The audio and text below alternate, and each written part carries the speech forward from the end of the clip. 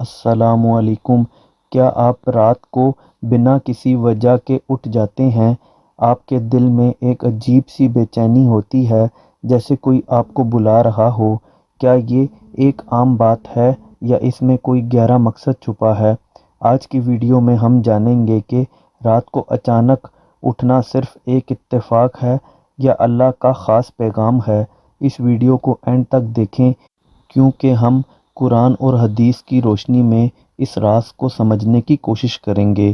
انسان کا دماغ دن بھر کے کاموں کی وجہ سے مصروف رہتا ہے، لیکن جب رات ہوتی ہے اور ہر طرف سکون چھا جاتا ہے، تب روح اللہ سے رابطہ قائم کرنے کے لیے بے چین ہوتی ہے۔ اچانک اٹھنے کا ایک سبب یہ بھی ہو سکتا ہے کہ آپ کی فطرت آپ کو عبادت کے لیے بلا رہی ہو۔ قرآن پاک میں فرمایا گیا ہے، اور رات کے کسی حصوں میں تہجد پڑھ لیا کرو، یہ تمہارے لیے ایک عزت کا سبب ہے۔ سورہ العصر۔ تہجد صرف ایک عبادت نہیں بلکہ ایک نیا آغاز ہے۔ یہ وہ وقت ہے جب دعاؤں کے دروازے کھل جاتے ہیں، جب اللہ اپنے بندوں کی صدا سنتا ہے۔ نبی کریم صلی اللہ علیہ وآلہ وسلم اور ان کے صحابہ تہجد کو ایک عادت بنا چکے تھے۔ یہ نماز صرف عبادت کا ایک طریقہ ہی نہیں بلکہ ایک روحانی طاقت ہے جو انسان کی زندگی کو بہترین بنا سکتی ہے۔ حدیث نبوی صلی اللہ علیہ وآلہ وسلم ہے کہ اپنے آپ کو رات کی نماز کا عادی بنا لو، کیونکہ یہ پہلے کے نیک لوگوں کا طریقہ ہے۔ یہ اللہ کے قرب کا ذریعہ ہے اور یہ گناہوں کو مٹاتی ہے۔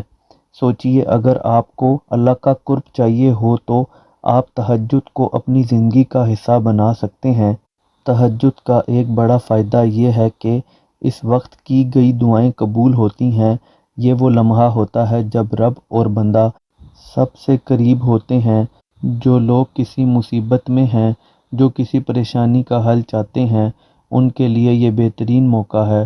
اگر آپ کسی مشکل کا حل چاہتے ہیں تو اپنے دل کی الجھن دور کرنا چاہتے ہیں یا کسی خاص دعا کی قبولیت چاہتے ہیں تو یہ وقت سب سے زیادہ افضل ہے۔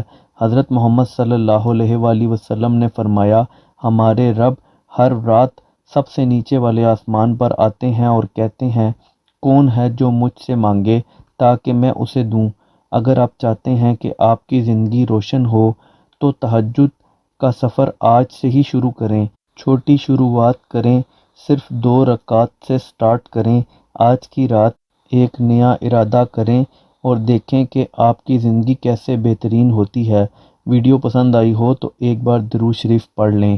اللہ حافظ۔